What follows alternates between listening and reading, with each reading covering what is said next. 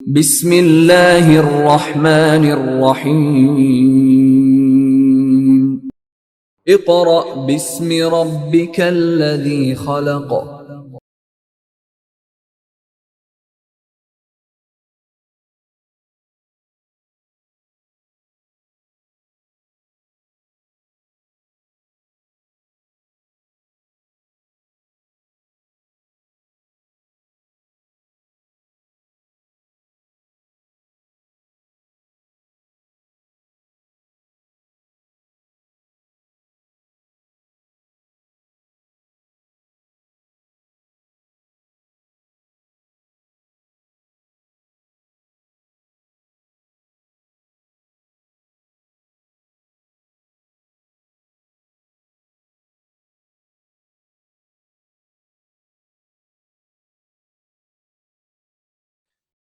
اعوذ باللہ من الشیطان الرجیم بسم اللہ الرحمن الرحیم۔ معزز والدین اور عزیز طلباء و طالبات، ہم اگلا حصہ شروع کر رہے ہیں یہ اس کا ریڈنگ کا، اور صفحہ نمبر 37، کلاس 3، مضمون اسلامیات، اور باب نمبر 3، صفحہ نمبر 37۔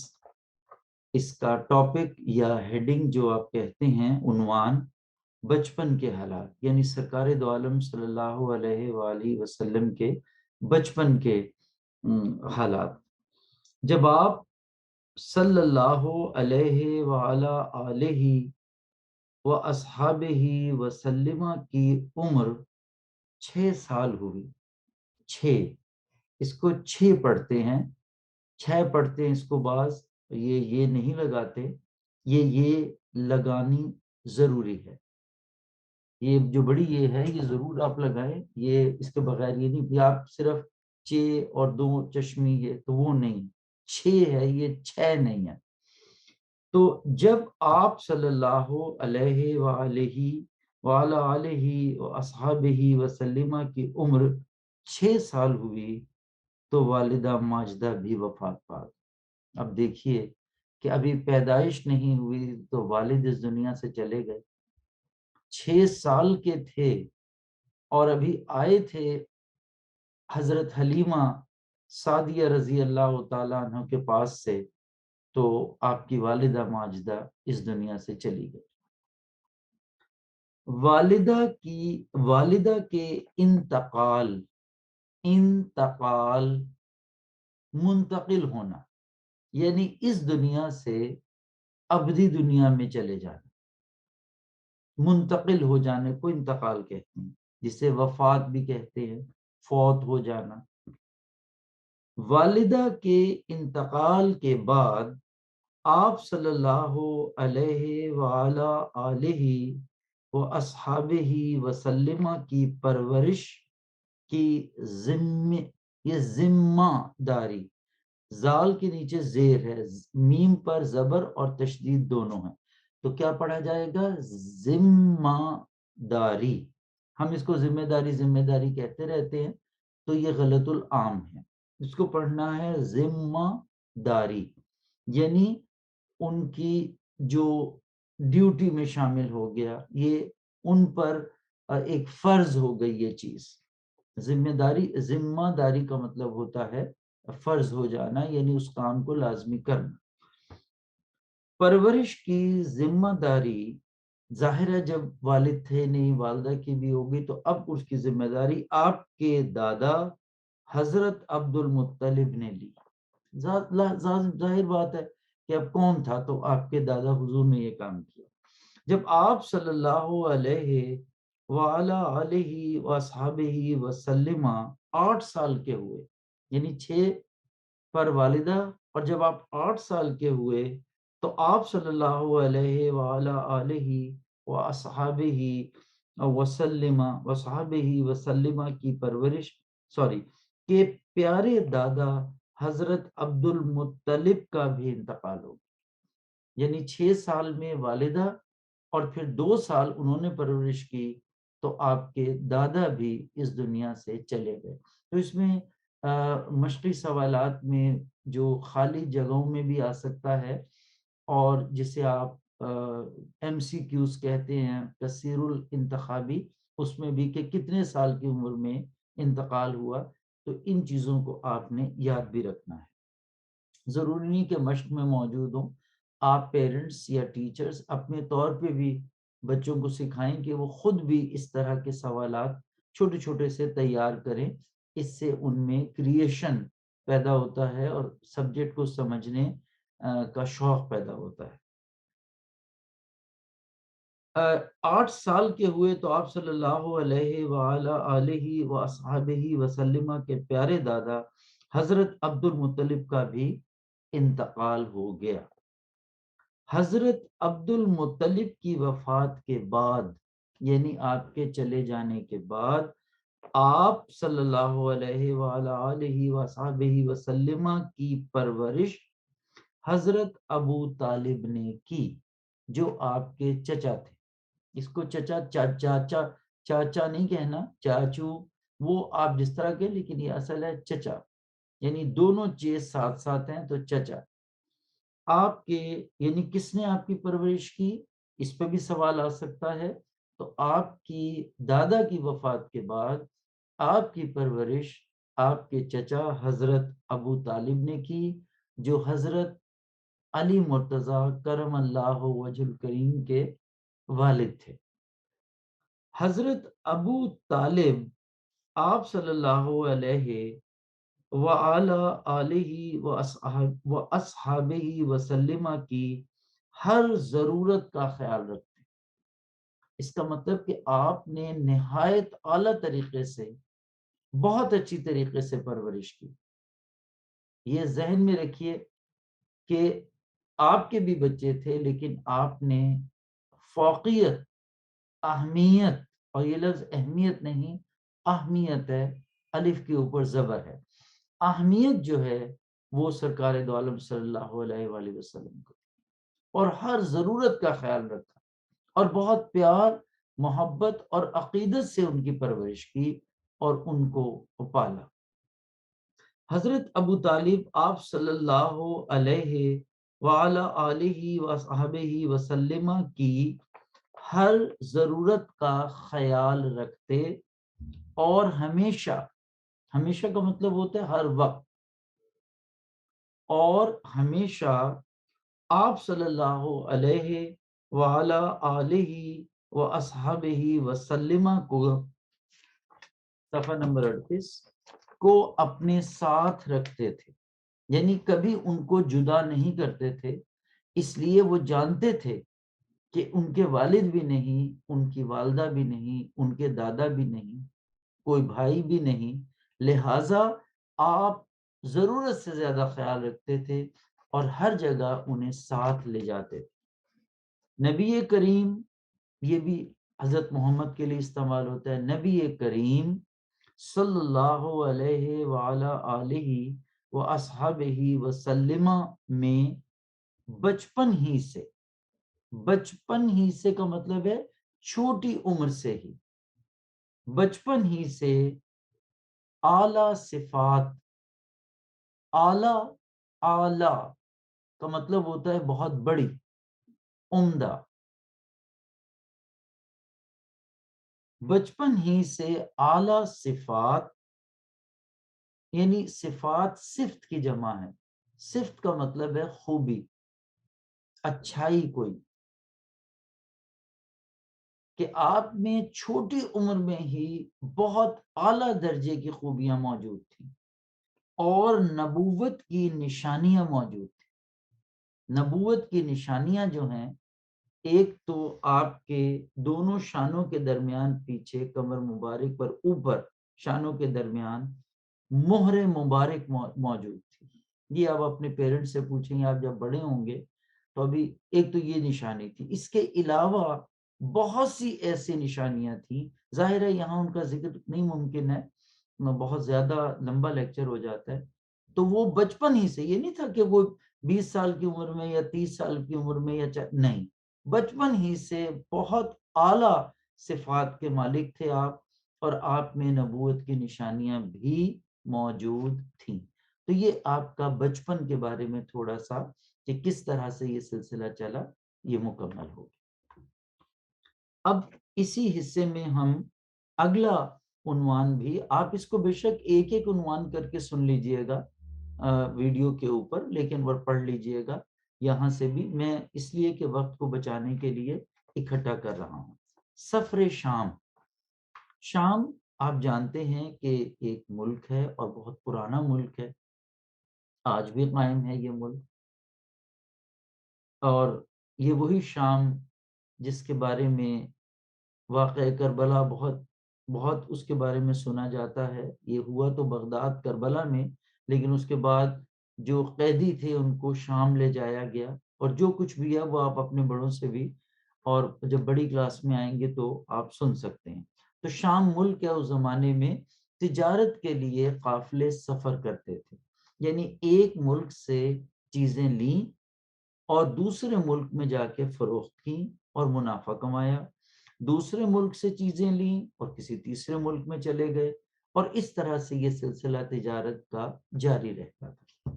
سفر شام یعنی آپ نے شام کا سفر کیا ملک۔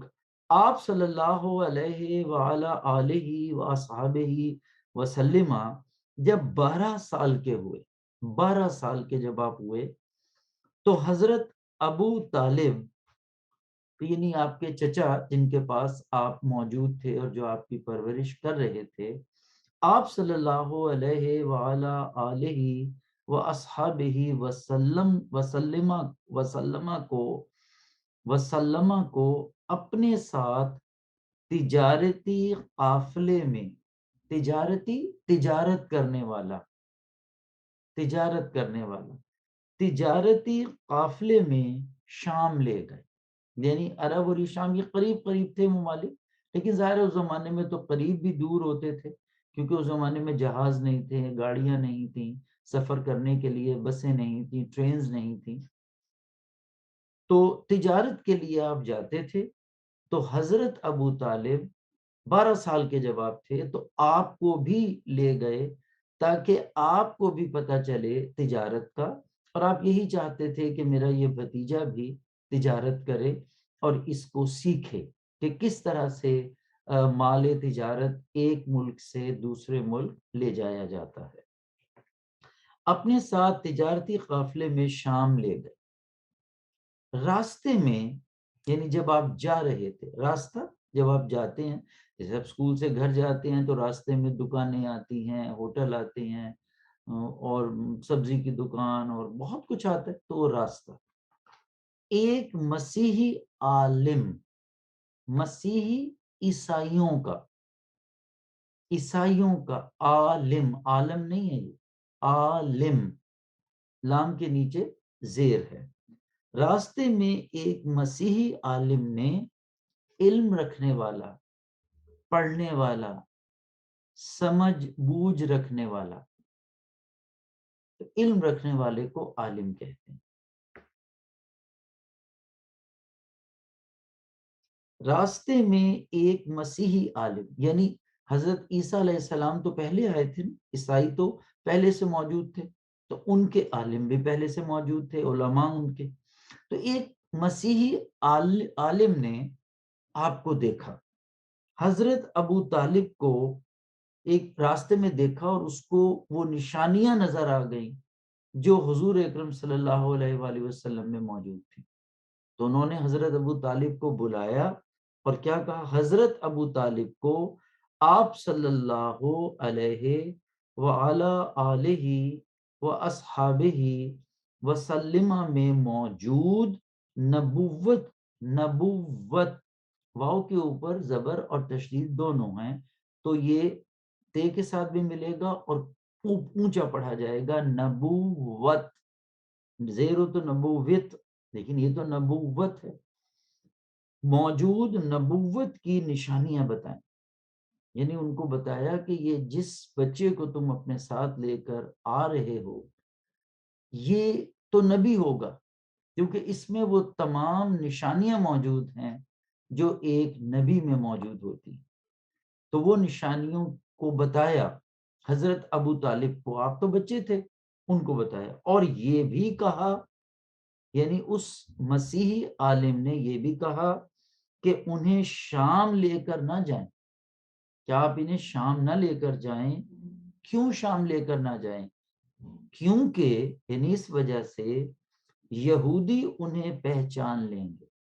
دیکھیں یہودی جو حضرت موسیٰ علیہ السلام کو ماننے والے ہیں وہ عیسائیوں سے بھی پہلے موجود تھے، ان کی کتابوں میں بھی موجود تھا سرکار دو عالم صلی اللہ علیہ وآلہ وصحبہ وسلم کے آنے کا، ان کی کتابوں میں یہودیوں کے بھی موجود تھا۔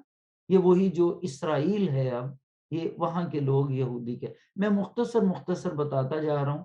آپ چھوٹی کلاس ہے تو بعض پیرنٹس یا ٹیچر سمجھیں گے، لیکن وہ مجھے بڑا دھیان سے چلنا پڑ رہا ہے کہ میں کیا بتاؤں کیا نہ بتاؤں، رکنا پڑتا ہے تو کئی چیزیں ادھوری رہ جاتی ہیں۔ تو آپ ابھی کتاب تک رکھیے، انشاءاللہ تعالی آپ اس میں پریکٹس کر لیجئے، مشق کر لیجئے، تو پھر اور بہت کچھ بتانے کے لیے موجود ہے۔ اب کیوں نہ شام لے کر جائیں؟ کیونکہ یہودی انہیں پہچان لیں گے، انہیں پتہ چل جائے گا کہ یہ تو وہ جو نبی کا ذکر ہے ہماری کتابوں میں، آخری نبی کا، یہ وہی ہے۔ ایسا نہ ہو کہ یہودی انہیں نقصان پہنچائے، یعنی یہ نہ ہو، کیونکہ یہودی تو خلاف تھے، وہ تو کہتے تھے بس ہمارا نبی ہی ہے، تو اس لیے وہ چاہتے تھے کہ ان کو شام لے کر نہ جائیں۔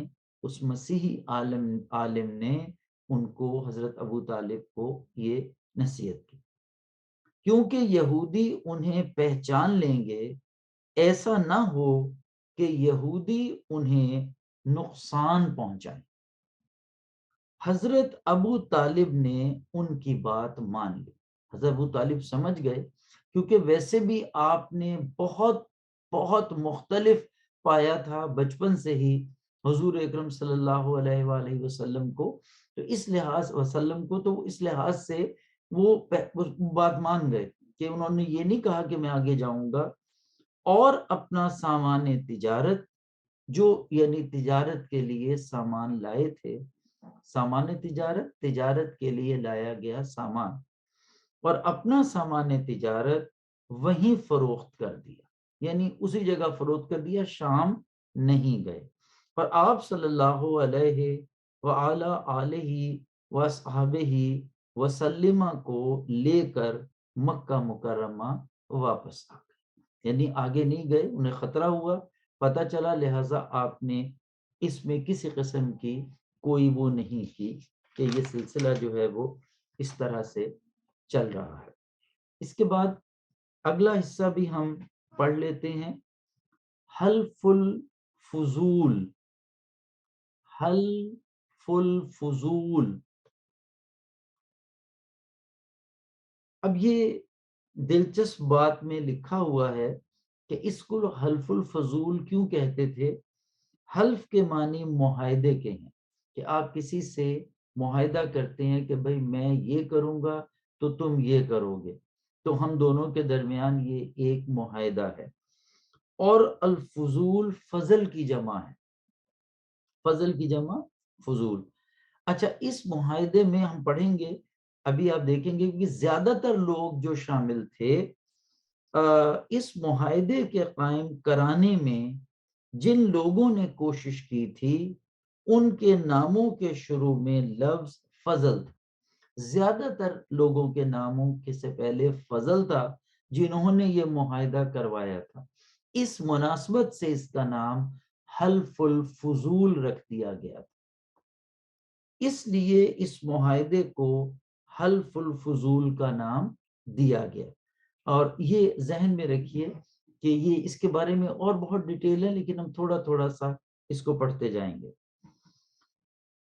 آپ صلی اللہ علیہ وآلہ آلہ واصحابہ وسلم کی عمر مبارک جب 15 سال ہوئی تو عرب کے قبیلوں، یعنی میں نے بتایا تھا کہ عرب قبائل پر مشتمل تھا، قبیلوں پر، تو 2 قبیلوں، قریش جن سے آپ کا بھی تعلق تھا، اور قیس، ایک دوسرا قبیلہ تھا قیس، نام ہے پر ایک آپ کا قبیلہ یعنی جس سے آپ تعلق رکھتے تھے، اور ایک قیس قبیلہ میں ایک بڑی خوفناک جنگ ہوئی، خوفناک کا مطلب ہے خطرناک، بہت بری، جس میں نقصان بہت ہوا۔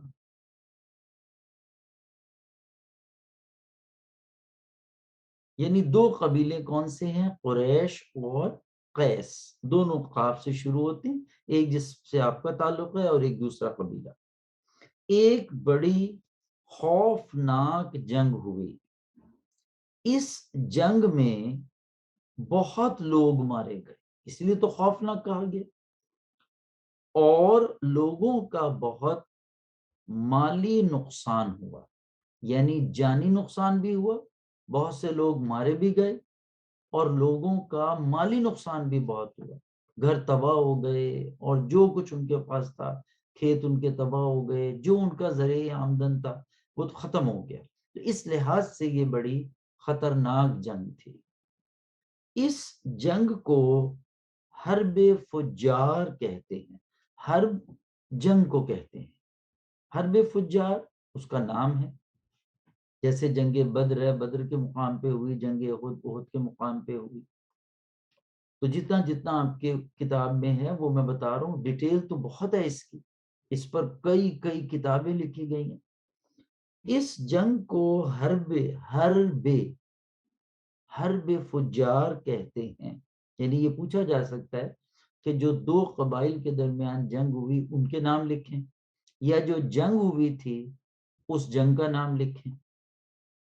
یہ ان مہینوں میں لڑی گئی جن میں لڑنا حرام تھا، یعنی اس زمانے میں جو قبائل تھے انہوں نے طے کیا ہوا تھا کہ کچھ مہینے ایسے ہیں جن کی ڈیٹیل آپ آگے پڑھیں گے، اس لیے میں یہ اسی طرح سے بڑی کلاسوں میں یہ چلتا چلا جائے گا، اور اس چھوٹی وضاحت پھر زیادہ وضاحت ہوتی جائے گی۔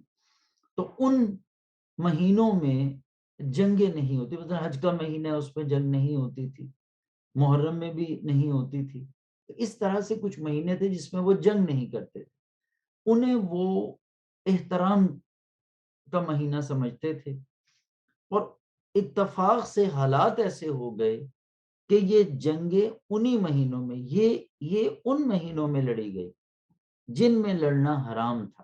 حرام کا مطلب ہے ممنوع، منع ہونا، یعنی یہ اتفاق سے ان مہینوں میں لڑی گئی بیٹا جنگیں جس میں لڑنا جائز نہیں تھا۔ اس لیے آئندہ، آئندہ کیا لفظ ہے یہ؟ آئندہ، الف مدا یہ نون دا۔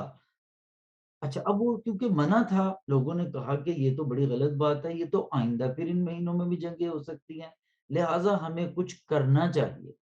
اس لیے آئندہ اس قسم کی جنگ سے بچنے کے لیے ایک معاہدہ کیا گیا جو حلف الفضول کے نام سے مشہور ہوا۔ یعنی لوگوں نے سوچا کہ یہ تو پھر آئندہ بھی ایسا ہو سکتا ہے، اس لیے بہتر ہے کہ ہم کوئی معاہدہ کر لیں کہ ان مہینوں میں ہم جنگیں نہیں لڑیں گے۔ اس لیے آئندہ اس قسم کی جنگ سے بچنے کے لیے ایک معاہدہ کیا گیا جو حلف الفضول کے نام سے مشہور ہوا۔ آپ صلی اللہ علیہ وعلی آلہ و اصحابہ وسلم بھی اس معاہدے میں شامل تھے، یعنی اگرچہ 15 سال عمر تھی لیکن آپ کو اس کا علم تھا، اور اس معاہدہ کرنے میں آپ بھی شامل تھے، اس لیے کہ آئندہ سے جو متبرک مہینے تھے عربوں کے نزدیک اور قبائل کے نزدیک، اس میں لڑائی جھگڑا نہیں ہونا چاہیے۔ تو اس معاہدے پر آپ کو چھوٹا سا نوٹ بھی آ سکتا ہے، آپ اس کو یاد بھی کر سکتے ہیں۔ یہاں پر ہمارا یہ حصہ، کیونکہ دو ہم نے پڑھے ہیں، یہ مکمل ہوا۔ انشاءاللہ آئندہ ملاقات میں یہ اگلے صفحہ نمبر 39 پر 2 پوائنٹس ہیں، اور اس کے بعد اس کی ایکسرسائز وہ آپ کو کروا دی جائے گی۔ مجھے اجازت دیجیے، اللہ حافظ۔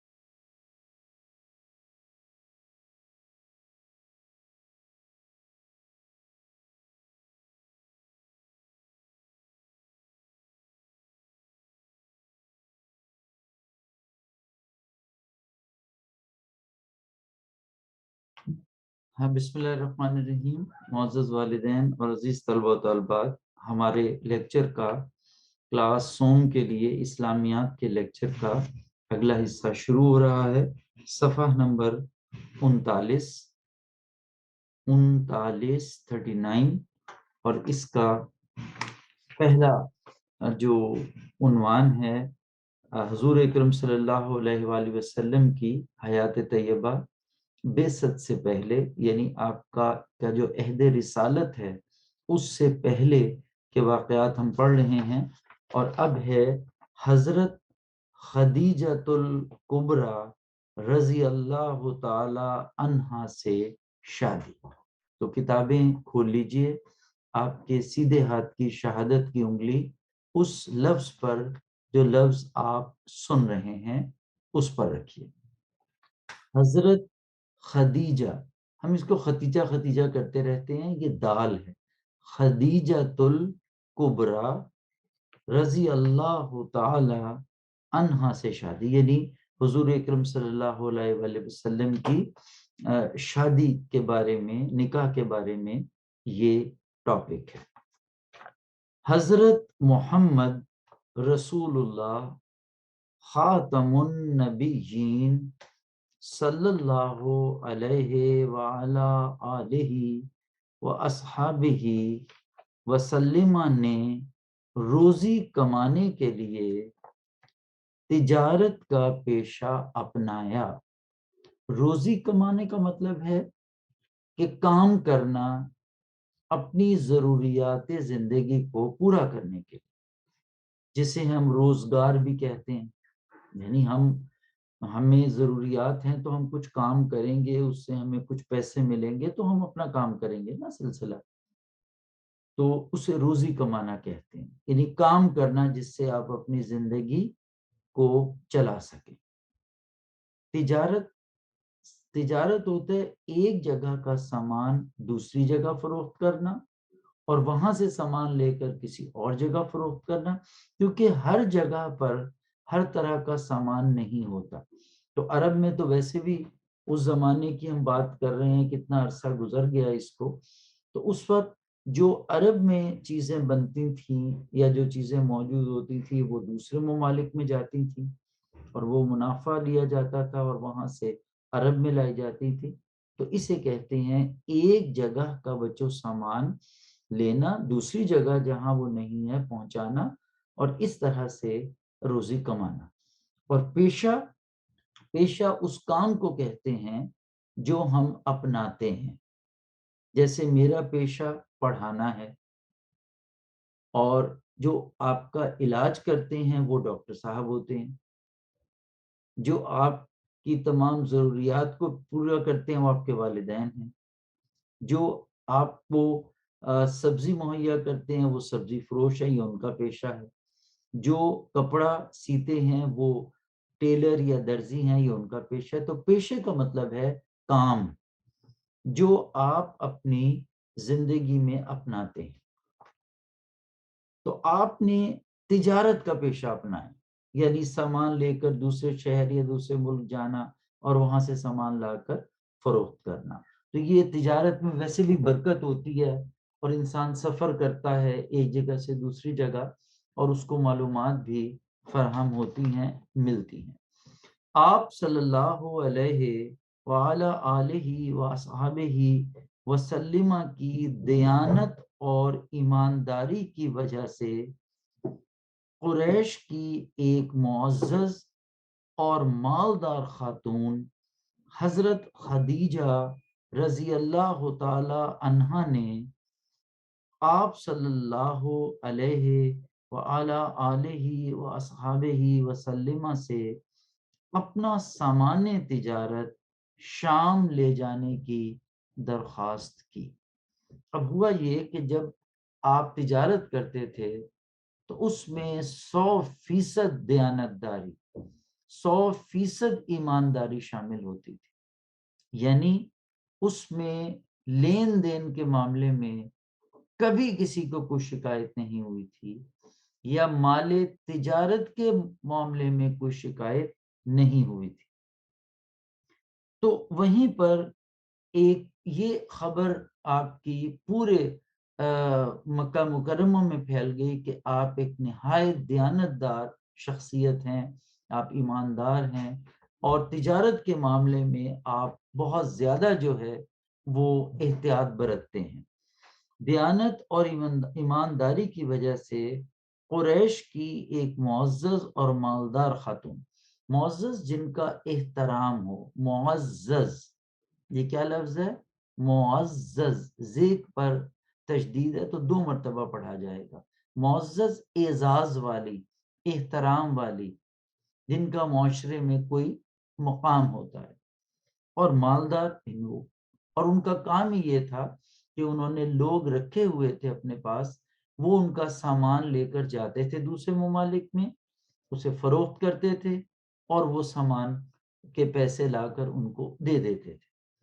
تو ان آپ کی دیانت داری اور ایمانداری کی وجہ سے قریش کی ایک معزز اور مالدار خاتون، ان کا نام کیا تھا؟ حضرت خدیجۃ الکبریٰ رضی اللہ تعالی عنہا، نے آپ صلی اللہ علیہ وآلہ وصحبہ وسلم سے اپنا سامان، یعنی جب ان کو پتہ چلا تو آپ نے آپ کو دعوت دی کہ آپ میرا سامان بھی لے کر جائیں اور تجارت کریں۔ سامان تجارت شام لے جانے کی درخواست کی کہ اب ان کو نہیں پتا تھا کہ یہ کون ہے، لیکن ایمانداری کی آپ صادق اور امین مشہور تھے پورے مکہ مکرمہ، پورے عرب میں، جہاں جہاں آپ کا نام تھا، اس لیے انہوں نے کہا کہ آپ میرا سامان بھی لے کر تجارت کے لیے جائیں۔ آپ صلی اللہ علیہ وآلہ وصحبہ وسلم حضرت خدیجۃ الکبریٰ رضی اللہ تعالی عنہا کا سامان لے کر روانہ ہو گئے۔ آپ نے یہ دعوت قبول کر لی، اور اب دیکھیں جو پہلے لفظ آ رہے ہیں میں وہ ذرا تیزی سے پڑھ لیتا ہوں، اور نئے جملوں کو میں آہستہ پڑھوں گا تاکہ کوئی مشکل لفظ ہو اس کو اور آہستہ پڑھوں گا۔ تو سامان لے کر روانہ ہو گئے۔ اس سفر میں، یعنی جس سفر میں آپ مکہ مکرمہ سے شام گئے تھے، اس سفر میں حضرت خدیجہ رضی اللہ تعالی عنہا کا غلام میسرہ، کیا لفظ ہے یہ؟ میسرہ، میم یہ سین رے ہے، میسرہ، یعنی انہوں نے کیونکہ سامان زیادہ تھا تو آپ نے ایک غلام کو بھی ساتھ بھیج دیا، ہیلپر کے طور پہ، مددگار کے طور پہ، کہ آسانی ہو جائے۔ اس سفر میں حضرت خدیجہ رضی اللہ تعالی عنہ کا غلام میسرہ بھی آپ صلی اللہ علیہ وآلہ وصحبہ وسلم کے ساتھ تھا، یعنی وہ ساتھ گیا ان کے، وہ آپ صلی اللہ علیہ وآلہ وہ آپ صلی اللہ علیہ وآلہ وصحبہ وسلم کی دیانت داری سے بہت متاثر ہوا۔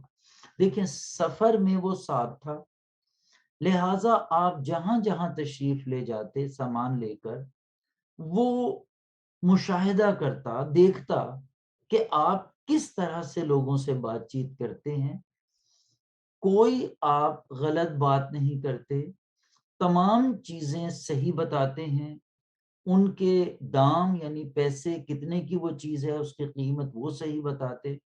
تو وہ جو غلام تھا اس بہت زیادہ متاثر ہوا کہ اتنا ایماندار شخص تجارت میں وہ سوچ بھی نہیں سکتا تھا، کیونکہ وہ پہلے بہت سے لوگوں کے ساتھ سفر کر چکا تھا، تو وہ امین ہونے کا دعویٰ تو کرتے تھے لیکن وہ امین نہیں تھے۔ لیکن میسرہ نے حقیقت میں آپ کو ایک سچا اور کھرا اور ایماندار شخص پایا، تو وہ بہت متاثر کا مطلب ہے اثر لینا، اثر قبول کرنا، بہت متاثر ہوا، وہ بہت امپریس جسے آپ کہتے ہیں، جیسے آپ کہتے ہیں نا کہ یار یہ دیکھو کتنی اچھی چیز ہے، یار زبردست، تو وہ آپ اس سے متاثر ہوتے ہیں، یار یہ دیکھو کتنا اچھا بات کر رہا ہے، یہ کتنی اچھی گفتگو کر رہا ہے، یار یہ وہ بھی بہت متاثر ہوا، اور حضرت خدیجہ رضی اللہ تعالی عنہا کو سفر کے حالات سے آگاہ کیا۔ سفر کے حالات یعنی جو کچھ سفر میں پیش آیا تھا، مکہ مکرمہ سے لے کر شام اور شام سے واپس مکہ، یعنی جو واقعات پیش آئے تھے انہیں حالات کہیں گے۔ آگاہ کا مطلب ہے بتانا، واقفیت دینا،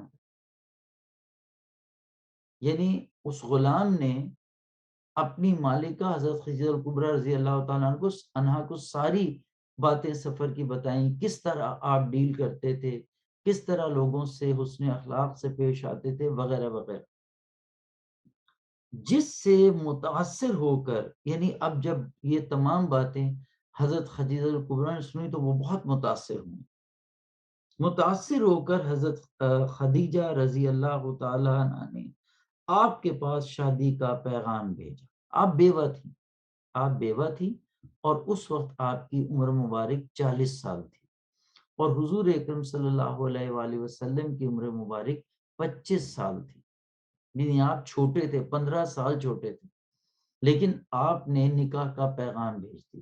شادی کا مطلب ہے نکاح، کیونکہ ظاہر ہے شادی تو ان کی پہلے ہوئی تھی، شوہر کا انتقال ہو گیا، وہ بیوہ تھی، تو جیسے آپ نے پہلے بھی پڑھا ہے۔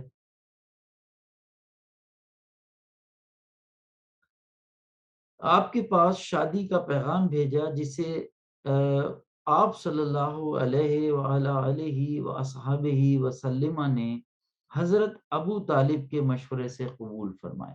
یعنی جب یہ پیغام آیا تو آپ کے پاس تو کوئی بھی نہیں تھا آپ کے چچا کے علاوہ، تو آپ نے اپنے چچا سے مشورہ کیا جنہوں نے آپ کے دادا حضور کے بعد پرورش فرمائی تھی، تو ان کو کہا کہ اس طرح یہ پیغام آیا ہے، تو اس کے بعد انہوں نے اس کو جو ہے وہ قبول کر لیا، حضرت ابو طالب کے مشورے سے قبول فرمایا۔ آپ صلی اللہ علیہ وآلہ آلہ وصحبہ وسلم کا نکاح بھی حضرت ابو طالب نے پڑھایا۔ جب یہ بات ہو گئی تو یہ نکاح بھی جو ہے وہ حضرت ابو طالب نے، ان کے چچا نے ہی پڑھایا، یہ عمل بھی ان کے ذریعے مکمل ہوا۔ اس وقت آپ صلی اللہ علیہ وآلہ وصحبہ وسلم کی عمر 25 سال تھی، جبکہ حضرت خدیجہ الکبریٰ رضی اللہ تعالی عنہ کی عمر 40 سال تھی۔ تو یہ میں نے آپ کو پہلے بھی بتایا ہے۔ اس کا مطلب کہ سرکار دو عالم صلی اللہ علیہ وسلم نے اپنی عمر سے 15 سال بڑی خاتون سے بھی نکاح کیا، اور حضرت عائشہ بی بی رضی اللہ تعالی عنہ جو بہت چھوٹی تھی عمر میں، ان سے بھی نکاح کیا۔ تو یہ نکاح ایک بندھن ہوتا ہے بیٹا، یہ آپ آگے جب بڑے ہوں گے تو آپ کو پتہ چلے گا، لیکن ہم لوگ رواجوں میں پڑھ کے، عمروں میں پڑھ کے، اور بہت سا نقصان بھی کر لیتے ہیں۔ تو ہمارا یہ حصہ جو ہے ابھی چل رہا ہے، اگلا بھی حصہ ہم پڑھ رہے ہیں، حجر اسود کی تنصیب۔ حجر کہتے ہیں پتھر کو، حجر کس کو کہتے ہیں؟ پتھر کو۔ اسود کالا، حجر اسود کالا پتھر، یعنی یہ وہ پتھر ہے جو خانہ کعبہ کی دیوار میں نصب ہے، اور یہ بڑا مبارک پتھر ہے جو جنت سے لایا گیا تھا۔ اس کی بھی بہت زیادہ وضاحتیں ہیں، لیکن آپ اتنا ہی پڑھیں جتنا آپ کے نصاب میں ہے۔ تنصیب کا مطلب ہے لگانا، تنصیب لگانا، کسی چیز کو لگانا، جیسے آپ کوئی الماری لاتے ہیں تو اس کو دیوار میں لگا دیتے ہیں، تو اس الماری کی تنصیب، تنصیب، تنصیب، سین سواد کی آواز سے نکال لیں، حجر اسود کی تنصیب، یعنی حجر اسود کو لگانا۔ اب یہ واقعہ ہم پڑھتے ہیں۔ حضرت محمد رسول اللہ خاتم النبیین صلی اللہ علیہ وآلہ آلہ وصحبہ وسلم کے اعلان نبوت سے کچھ عرصہ پہلے، یعنی آپ نے ابھی نبوت کا اعلان نہیں فرمایا تھا، ابھی آپ کو یہ نہیں آیا تھا، وہی نہیں آئی تھی کہ آپ نبوت کا اعلان فرمائیں، اس سے کچھ عرصہ پہلے بارش کی وجہ سے دیکھیں خانہ کعبہ تو بن چکا تھا، حضرت ابراہیم علیہ السلام نے بھی تعمیر کی، یہ بن چکا تھا موجود، لیکن وہ ظاہر ہے خستہ حالی کا شکار، پھر بارش ہوئی، جیسے بارشوں میں گاؤں وغیرہ کے مکان گر جاتے ہیں تو کوئی مضبوط عمارتیں تو اس زمانے میں بنتی نہیں تھی، تو بارش کی وجہ سے خانہ کعبہ کی دیواروں کو شدید نقصان پہنچا۔ شدید کا مطلب ہے بہت زیادہ۔ خانہ کعبہ کی دیواروں کو شدید نقصان پہنچا، یعنی گر گئیں دیواریں اور مطلب بہت زیادہ نقصان ہوا۔ لہذا کیا پڑھنا ہے اس کو؟ لہذا، اس لیے۔ لہذا کا مطلب ہے اس لیے، لہذا خانہ کعبہ کی نئی تعمیر کی گئی، کیونکہ دیواریں گر پڑی تھی تو نیچرلی ہم نے نئی تعمیر کرنی۔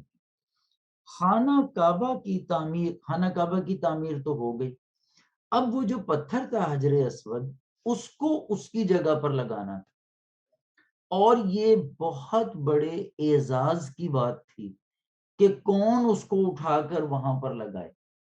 تو ہر قبیلہ یہ چاہتا تھا کہ وہ لگائے، اس کا سردار لگائے، تاکہ اس قبیلے کو یہ اعزاز حاصل ہو۔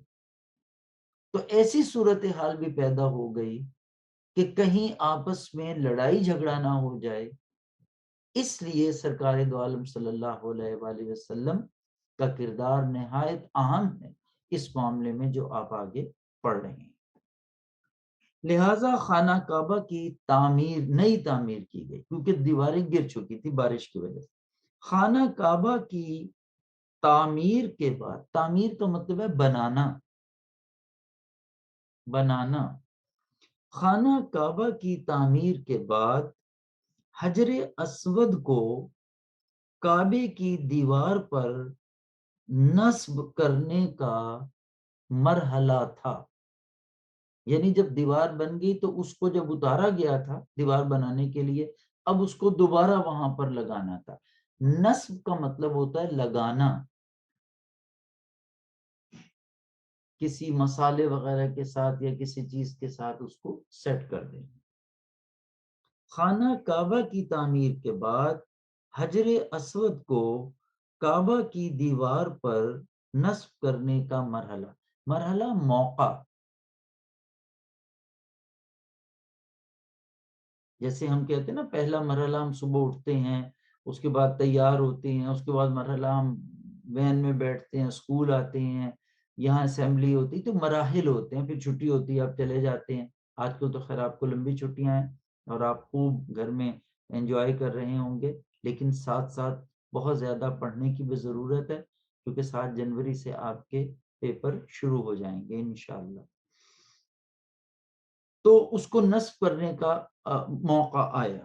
ہر شخص چاہتا تھا کہ یہ خدمت اس کے ہاتھ سے انجام پائے، یعنی قبائل وہ سب یہ تھے کہ وہ اٹھا کے رکھے، کیونکہ یہ ایک بہت بڑے اعزاز کی بات تھی۔ تو اس لیے یہ ہر شخص یہ چاہتا تھا، ہر قبیلے کا سردار، کہ وہ اس پتھر کو اٹھا کر دیوار میں نصب کرے۔ نوبت لڑائی تک جا پہنچی، یعنی اتنا، نوبت کا مطلب ہے موقع، کہ یہ ایسا موقع آیا کہ لڑائی تک یہ بات پہنچ گئی۔ نوبت مینز بات، کہ یہ بات جو ہے حجر اسود کو نصب کرنے کی، حجر اسود کو لگانے کی، یہ جو بات ہے یہ لڑائی تک پہنچ گئی۔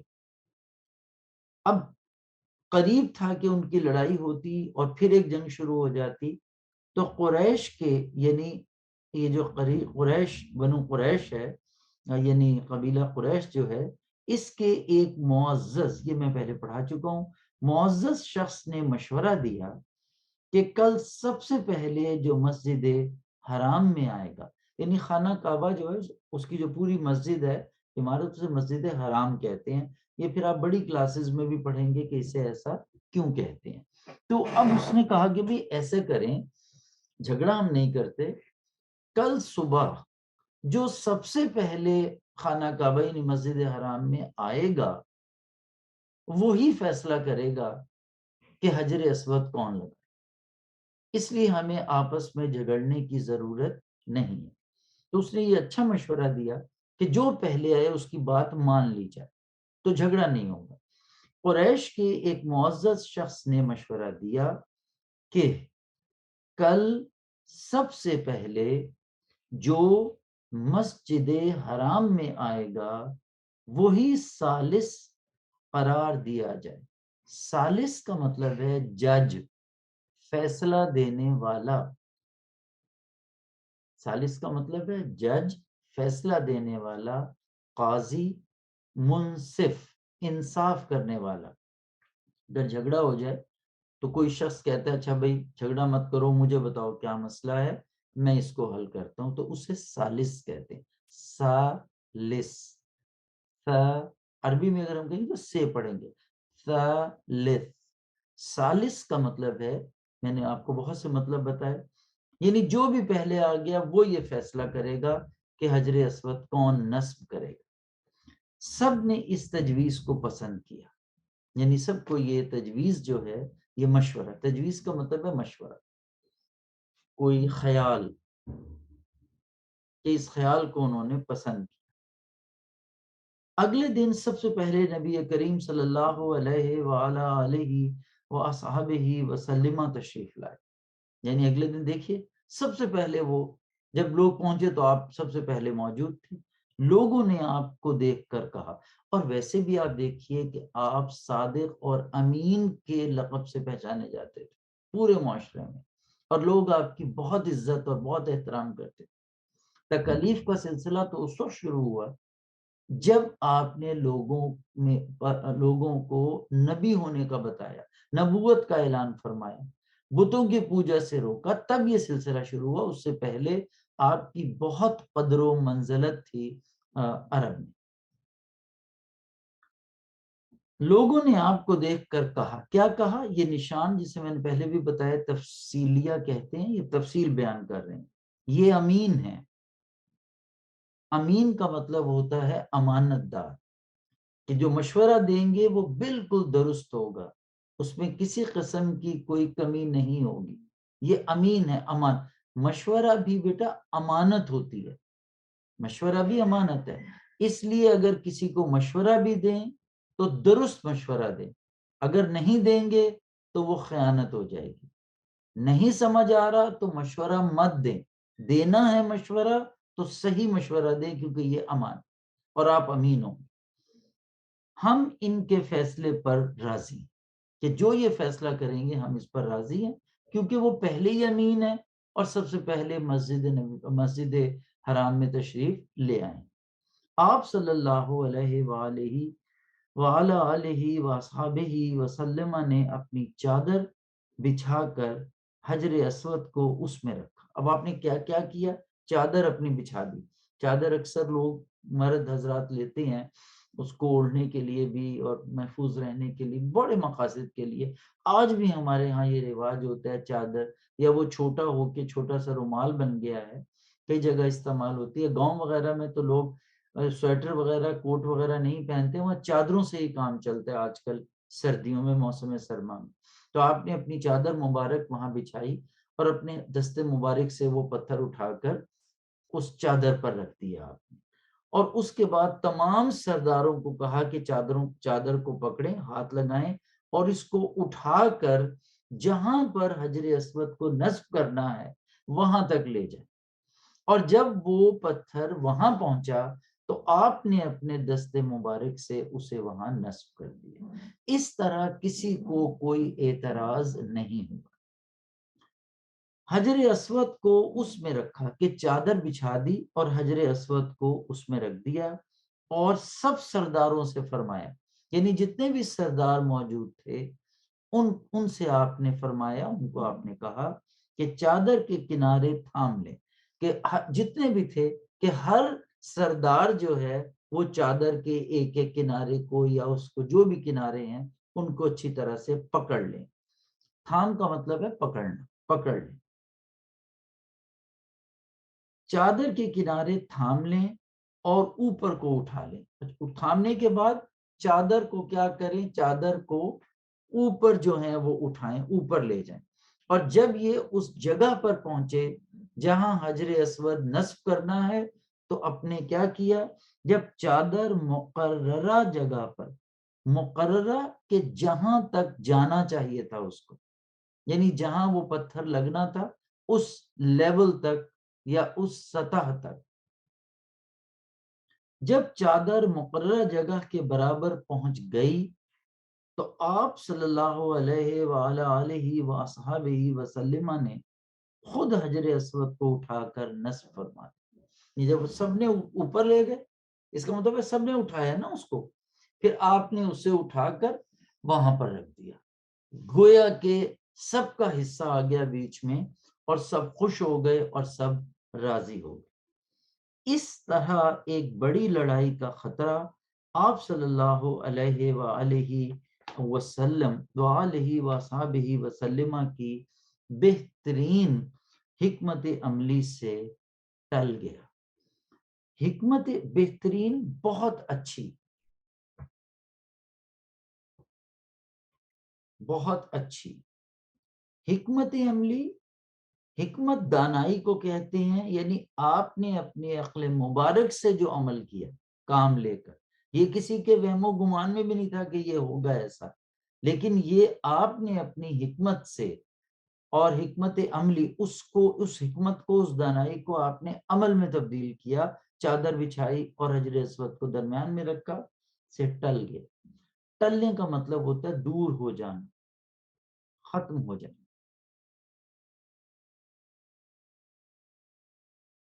تو یہ ٹل گیا. اچھا بیٹے، اب اس حصے کو ابھی ہم یہاں ختم کر رہے ہیں، یہ چیپٹر مکمل ہوا. مشق میں ہم دوبارہ چھوٹے سے حصے کے لیے حاضر ہوں گے. اس وقت تک کے لیے اجازت دیجیے. اللہ حافظ.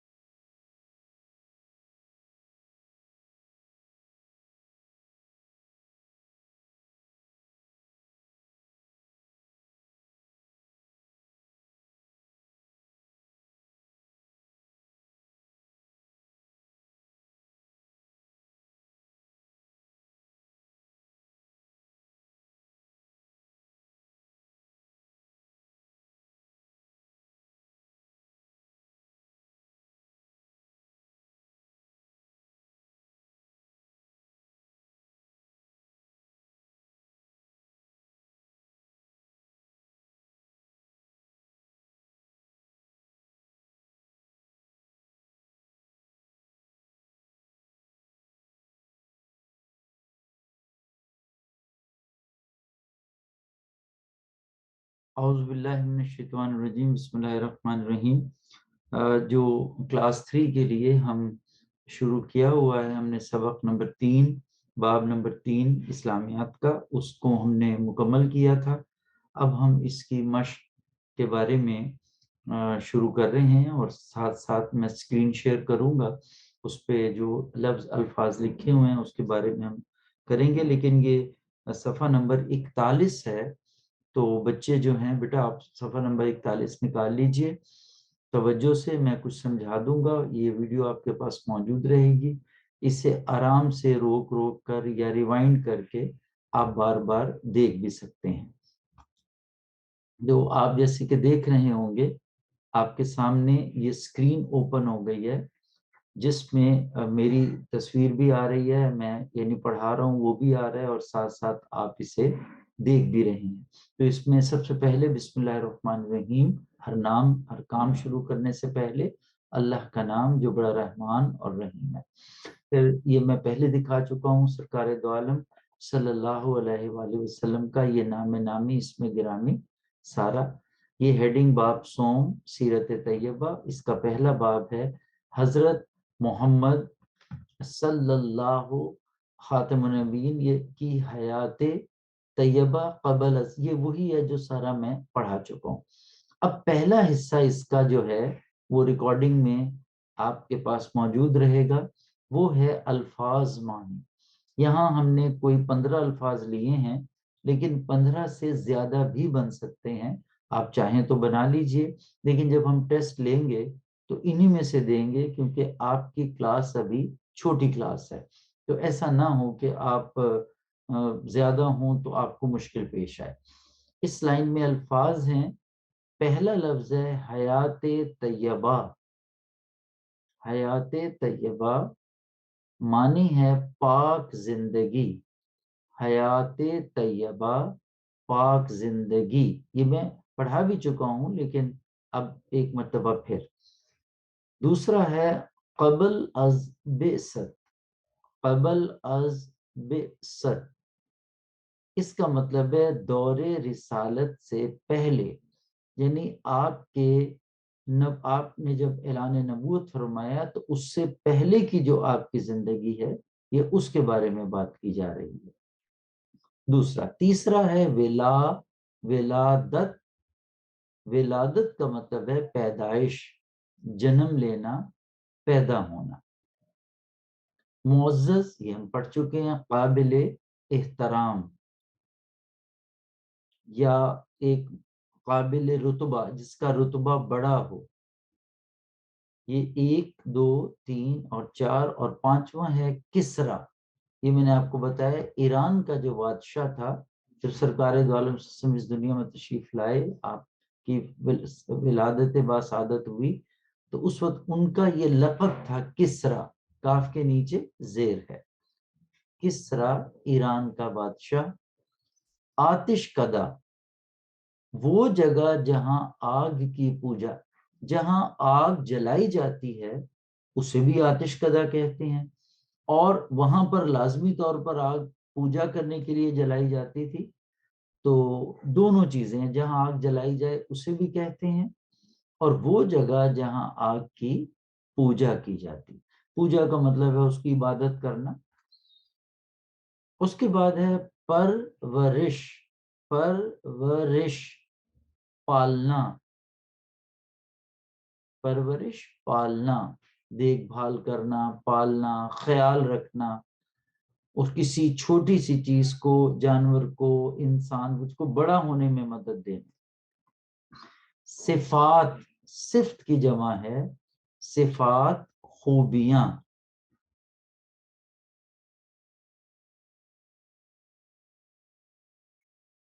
صفات خوبیاں.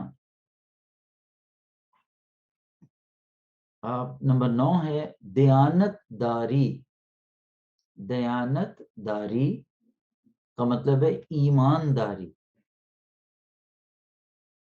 یعنی سچا ہونا. سچائی کو بھی کہتے ہیں دیانت داری، کہ جھوٹ نہ ہو اس میں، بالکل سچ ہو. نصب کرنا، یہ بھی میں نے آپ کو بتایا پچھلے حصے میں، گزشتہ حصے میں. نصب کرنا، لگانا. جیسے کسی تصویر کو آپ نصب کرتے ہیں، لگاتے ہیں دیوار پر، یا اس طرح سے کوئی آپ کام کرتے ہیں تو اسے کہا جاتا ہے.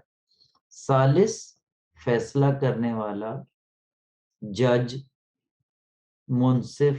یہ میں نے تمام آپ کو لیکچر میں بھی بتائے ہیں. ٹل جانا، ختم ہو جانا، یعنی ٹل جانا، ختم ہو جانا، اس کی پھر دوبارہ سے نہ ہونا. تو بیٹا یہ 12 الفاظ میننگ ہے، لیکن آپ زیادہ بھی کر سکتے ہیں، کم از کم یہ 12 تو آپ ضرور تیار کیجیے. یہ ہمارے الفاظ. اس کے بعد اب آپ آئیے مشق صفحہ نمبر 41 پر. نمبر 1 ہے درست جواب کا انتخاب کریں. اب ہم پورا پورا لکھنے کی بجائے ہم نے درست جواب کو لکھ دیا یہاں. مثلا الف پڑھیے، حرب فجار، یعنی وہ جو جنگ ہوئی تھی حرب فجار، قبیلہ قریش اور قبیلہ کے درمیان لڑی گئی. یعنی ایک قبیلے کا نام دیا گیا ہے اور دوسرے کا نام پوچھا گیا ہے، اور اس میں آپ کو 4 آپشنز دی گئی ہیں، 4 ممکنہ جواب دیے گئے ہیں. الف سعد، قبیلہ سعد، بے قبیلہ اوس، جیم قبیلہ قیس، اور دال قبیلہ خزرج. یہ خزرج، یہ بیسیکلی یہ اسی طرح 4 آپشنز ہوں گی. تو اگر آپ دیکھیں تو ہم نے یہ نمبر 1 کو درست جواب میں لکھا ہے الف. الف کا درست جواب جیم ہے، یعنی قریش قبیلہ اور قیس قبیلے میں ہوئی تھی، تو جیم اس کا درست جواب ہے. الف کا پہلے کا درست جواب جیم ہے. پھر دوسرا ہے حضرت عبد المطلب کی وفات کے بعد نبی کریم صلی اللہ علیہ وآلہ آلہ وصحبہ وسلم کی پرورش کس نے کی. 4 یہاں پر آپشنز ہیں. رضائی والدہ حضرت حلیمہ سعدیہ رضی اللہ تعالی عنہ، چچا حضرت عباس رضی اللہ تعالی عنہ، عنہ یا عن چچا حضرت ابو طالب چچا حضرت امیر حمزہ رضی اللہ تعالی عنہ۔ تو یہ چار میں سے کس نے کی تھی؟ تو آپ کے چچا نے۔ تیسرا یعنی چچا حضرت ابو طالب نے، تو بے کا درست جواب بھی جیم ہے۔ اس کے بعد جیم پر آ جائیں، تیسرے پر، تجارتی غرض سے آپ صلی اللہ علیہ وآلہ وصحبہ وسلم تشریف لے گئے، یعنی کہاں تشریف لے گئے؟ مصر، دوسرا ہے لیبیا، تیسرا ہے شام، اور چوتھا ہے عراق۔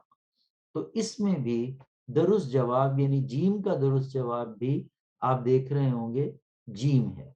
درست جواب جو ہے اس کا وہ بھی جیم ہے۔ اس کے بعد دال ہے، آپ صلی اللہ علیہ وآلہ آلہ وصحبہ وسلم سے نکاح کے وقت حضرت خدیجہ رضی اللہ تعالی عنہا کی عمر مبارک تھی، یعنی کتنی عمر مبارک تھی؟ پھر چار آپشنز ہیں، 25 سال، 30 سال، 40 سال، 50 سال۔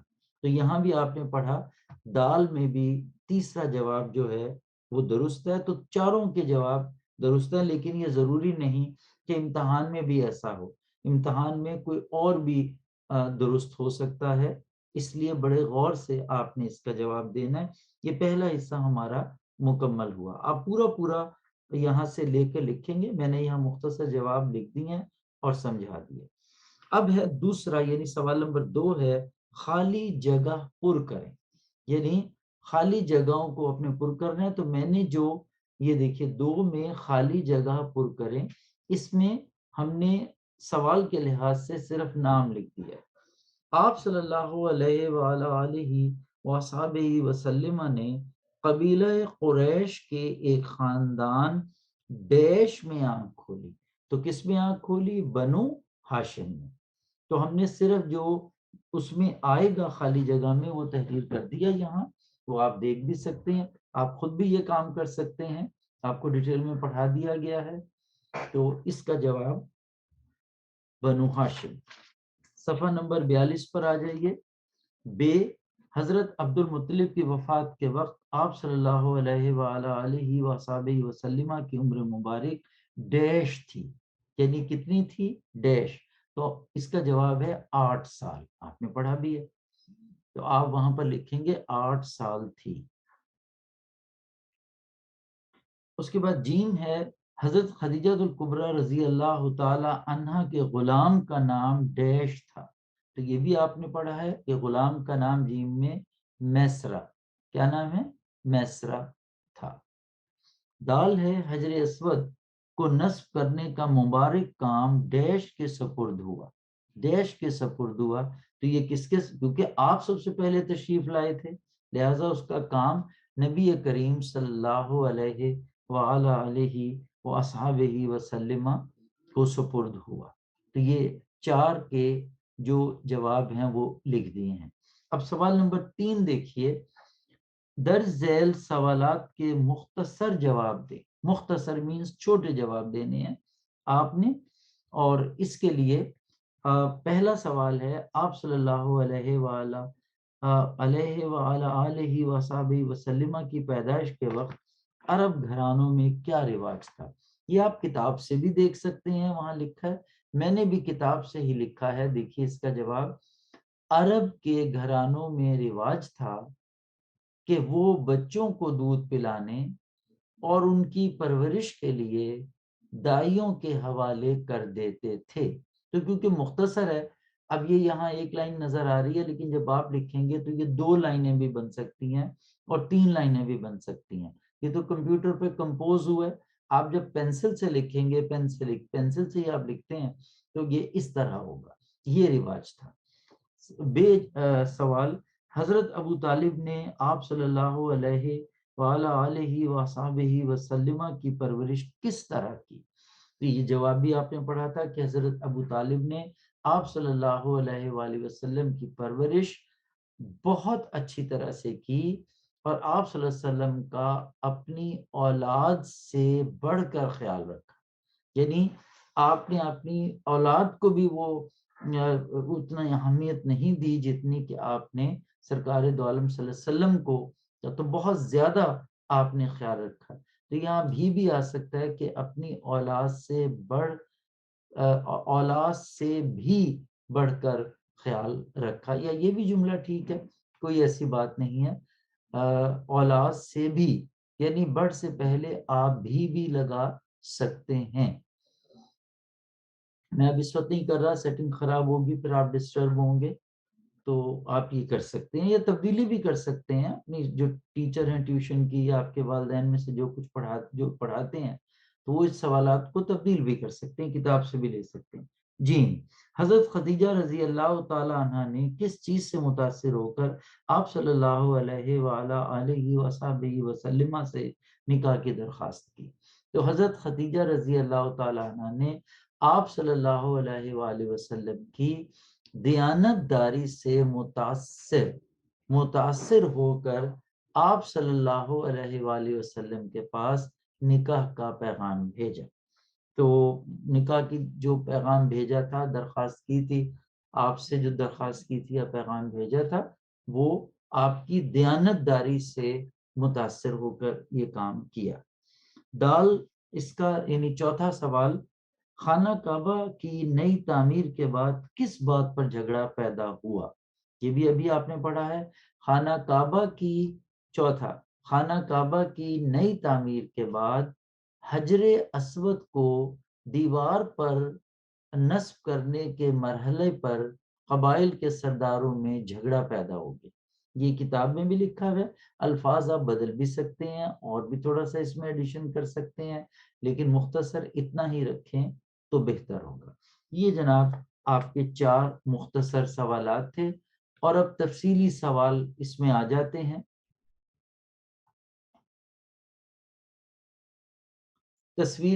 تفصیلی سوالات جو ہیں وہ کتاب سے ہی میں نے پوائنٹ آؤٹ کر دیے ہیں. مثلا پہلا سوال ہے، مندرج ذیل سوالات کے تفصیلی جواب تحریر کریں. الف، حضرت محمد رسول اللہ خاتم النبیین صلی اللہ علیہ وعلی آلہ وصحبہ وسلم کی پیدائش اور خاندان کے بارے میں لکھیں. یعنی یہ کوئی 4 یا 5 نمبر کا سوال ہے، تو اس میں کتاب کا صفحہ نمبر 36، اب آپ اگر 36 صفحہ نکالیں تو شروع ہوتا ہے ہمارے پیارے نبی سے لے کر، اور صفحہ نمبر 37 جو ہے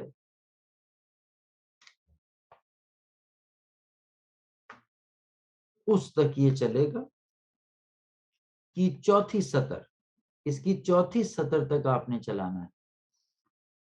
37 کی چوتھی سطر ہے، احترام کیا جاتا تھا، یعنی صفحہ نمبر 37 کی چوتھی سطر بہت احترام کیا جاتا تھا تک. تو 36 سے لے کر 37 تک، تو یہ آپ کا ایک لانگ کوسچن 5 نمبر یا 6 نمبر کا بن جائے گا. اسے آپ نے یاد کرنا ہے.